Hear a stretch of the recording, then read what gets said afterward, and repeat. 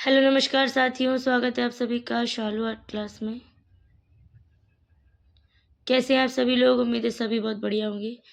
शुरू से कर रही हूँ फिर से रिवीजन। तो यहाँ पे जो भी लोग चित्रकला से जुड़े हुए हैं वो लोग अभी चैनल को सब्सक्राइब करें अगर ना किया हो, साथ में बेल आइकन ज़रूर दबाएं। तो विश्व एवं भारतीय प्रागैतिहासिक चित्रकला के केंद्र पेपर आ रहा है पास, बार बार हो रहा है रिवीजन रिवीजन और रिवीजन, और करना भी है। तो सबसे पहला प्रश्न है, प्रागैतिहासिक कला का अर्थ क्या है? तो प्रागैतिहासिक कला का अर्थ है, तो यहाँ पे ऑप्शन दिए गए हैं, आधुनिक कला, मध्यकालीन कला, सिंधु घाटी सभ्यता की कला, ऐतिहासिक काल के पूर्व की कला। ऑप्शन नंबर डी यहाँ पे सही होगा, ऐतिहासिक काल के पूर्व की कला। इसकी थोड़ी सी डिटेल है यहाँ पे। प्रागैतिहासिक कला का अर्थ ऐतिहासिक काल के पूर्व की कला है। प्रागैतिहासिक इतिहास के उस काल को कहा जाता है जब मानव को अस्तित्व में था। मानव तो अस्तित्व में था, लेकिन उसका कोई लिखित वर्णन प्राप्त नहीं होता है। अगला प्रश्न है, प्रागैतिहासिक चित्रों में के संदर्भ में निम्नलिखित कथनों में से कौन सा कथन असत्य है? तो दिए गए ऑप्शन आप देख सकते हैं। तो यहाँ पे सबसे सी ऑप्शन सही हो जाएगा। प्रागैतिहासिक चित्रों में दमकता लाल, चमकीला नीला एवं प्रफुल्ल हरा रंग भरा गया है। ये बात असत्य है। यहाँ पे इसकी डिटेल है, आप पढ़ सकते हैं। चलिए आगे बढ़ते हैं। फ्रैंको कैंटेब्रियन क्षेत्र किसे कहते हैं? तो दिए गए ऑप्शन आप देख सकते हैं। इनमें हमारा ऑप्शन नंबर ए सही हो जाएगा, यूरोपीय प्रागैतिहासिक चित्रों का प्रमुख केंद्र। ठीक है, इसकी भी थोड़ी सी डिटेल है, आप लोग देख सकते हैं। जो लोग भी इस डिटेल को क्वेश्चन को लिख रहे हो पॉज कर करके देख सकते हैं। चलिए अगला प्रश्न है, फ्रैंको कैंटेब्रियन क्षेत्र संबंधित है? तो दिए गए ऑप्शन में हमारा ऑप्शन नंबर बी सही हो जाएगा, प्रागैतिहासिक कला से। इसकी भी थोड़ी सी डिटेल है, यहाँ पे आप लोग पढ़ सकते हैं। साथियों बहुत ही अच्छे से डिटेल में आप लोगों को रिवीजन करा रही हूँ। मैं लाइव पे आती हूँ तो आप लोग ज्वाइन किया कीजिए। रात को आती हूँ 8:30 से 9 के बीच, और लगभग 1 घंटा मैं लेती हूँ क्लास आराम से। कभी कभी उससे ऊपर भी हो जाता है, तो आया कीजिए। कई बार ये प्रश्न दोहरा चुकी हूँ, तो इसलिए जब तक पेपर नहीं होता तब तक बार बार दोहराना ही है। अगला प्रश्न है, भारत में प्रागैतिहासिक चित्र कहाँ प्राप्त हुए? ऑप्शन नंबर डी सही हो जाएगा दिए गए ऑप्शंस में, सरगुजा में। इसकी डिटेल है, आप लोग देख सकते हैं। मेरा आप सभी लोगों से रिक्वेस्ट है, डिटेल जरूर पढ़ें। चलिए अगला प्रश्न है, प्रागैतिहासिक चित्रों की धरातल क्या है? तो ऑप्शन नंबर बी सही हो जाएगा, प्रागैतिहासिक चित्रों की धरातल है शिला। इसकी भी थोड़ी सी डिटेल है, आप लोग देख सकते हैं। चलिए अगला प्रश्न है, प्रागैतिहासिक भारतीय चित्रकला किस सतह पर बनाई गई? दिए गए ऑप्शन में ऑप्शन नंबर डी सही हो जाएगा, चट्टानों पर। यहाँ पे अगला प्रश्न है, प्रागैतिहासिक चित्र क्या है? तो यहाँ पे ऑप्शन नंबर बी सही हो जाएगा, गुहा चित्र। ये इसकी डिटेल है। अगला प्रश्न है, प्रागैतिहासिक शिला चित्रों का विषय क्या था? तो ऑप्शन नंबर डी यहाँ पे सही हो जाएगा, उपर्युक्त सभी, यानी कि आखेट भी, पशु पक्षी भी, युद्ध भी। ये इसकी डिटेल लिखी हुई है। चलिए अगला प्रश्न है, प्रागैतिहासिक चित्रों के विषय क्या है?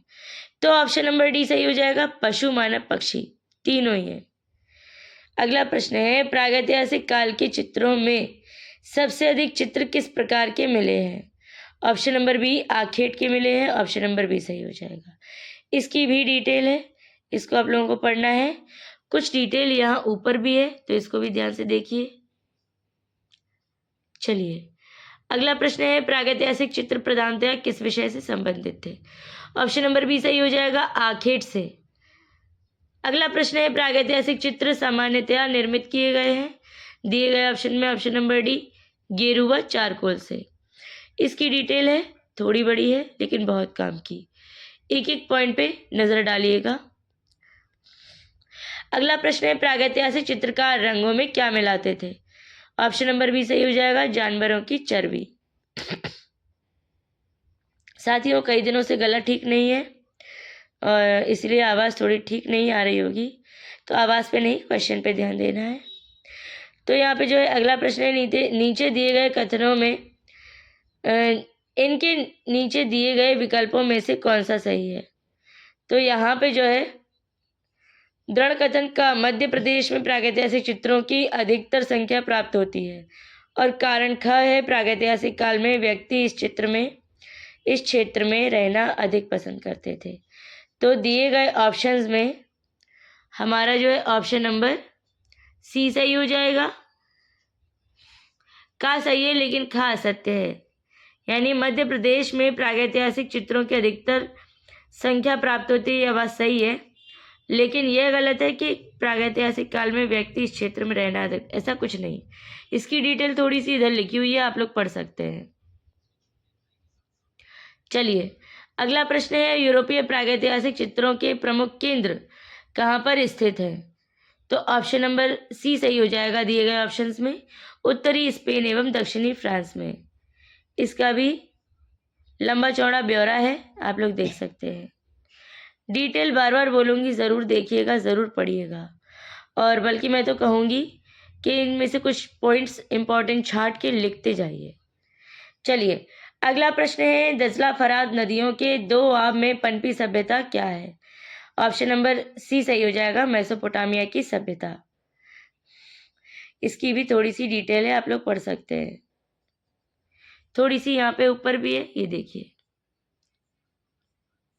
आई होप आप लोगों को मेरी वॉइस सुनाई तो दे ही रही होगी और विजुअल्स भी क्लियर आ रहे होंगे। अगर कुछ भी मिस्टेक है कमेंट में ज़रूर बोलिएगा, नेक्स्ट टाइम ध्यान रखूंगी। अगला प्रश्न है, दजला और फरात नदियों के दोआब में पनपी सभ्यता इनमें से है ऑप्शन नंबर डी, मेसोपोटामिया की सभ्यता। अगला प्रश्न है, मेसोपोटामिया की सभ्यता किस देश की है? दिए गए ऑप्शन में ऑप्शन नंबर डी सही हो जाएगा, इराक की। अगला प्रश्न है, सिलेंडर सील का संबंध निम्न में से किस कला से है? दिए गए ऑप्शन में ऑप्शन नंबर बी सही हो जाएगा, मेसोपोटामिया की कला से। इसकी भी थोड़ी सी डिटेल है, यहाँ पे आप लोग देख सकते हैं।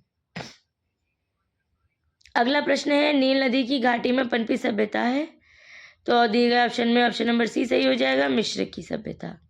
इसकी भी कुछ डिटेल आप लोगों को दिखा दे रही हूँ। चलिए अगला प्रश्न है, तूतनखामेन का संबंध निम्न में से किस देश से रहा?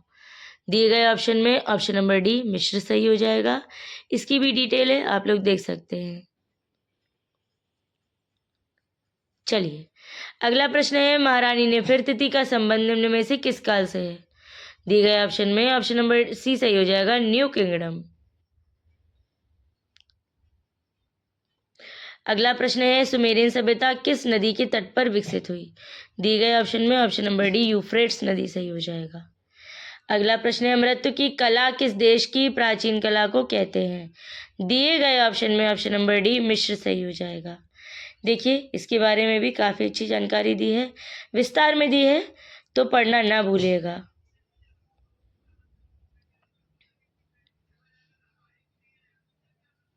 चलिए अगला प्रश्न पढ़ते हैं। स्टोन हिंज अवस्थित है? ऑप्शन नंबर ए सही हो जाएगा दिए गए ऑप्शन में। ऑप्शन नंबर ए, ब्रिटेन में।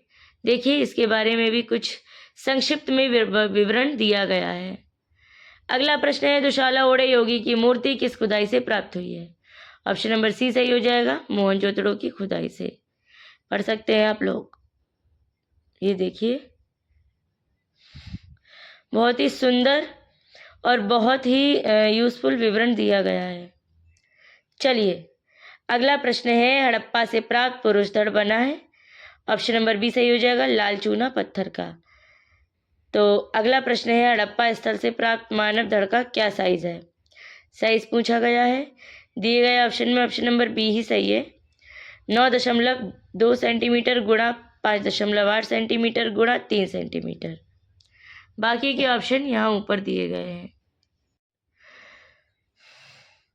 चलिए नेक्स्ट है, सिंधु घाटी सभ्यता से प्राप्त मानव धड़ में चल शरीर के अंग थे क्योंकि उसमें थी। ऑप्शन नंबर सी सही हो जाएगा, गोलाकार कोटर। और इसकी भी डिटेल यहाँ पे लिखी हुई है, आप लोग अच्छे से पढ़ सकते हैं। तो साथियों ये जो नए तरह के मतलब फिर से रिवीजन शुरू किया है, इसमें रोज़ दमदार 30 प्रश्न लेकर आऊँगी, बहुत ही चुनिंदा, एकदम इनके बाहर नहीं जाएगा। आप लोग बिल्कुल अगर पढ़ चुके हैं कई बार तो बोर मत होइएगा, फिर पढ़िए, फिर कराऊंगी, लाइव में भी कराऊंगी। बहुत ज़्यादा नए प्रश्नों की ओर नहीं जाना है, जो बहुत ज़्यादा मुझे ज़रूरी लगेंगे वो मैं लेकर आऊँगी। बाकी मेरे प्रश्न अगर आपने अच्छे से पढ़ लिए तो गारंटी है इनसे बाहर नहीं पूछा जाएगा और सिलेक्शन एकदम पक्का। मिलती हूँ नेक्स्ट वीडियो में, अभी के लिए take care and bye bye.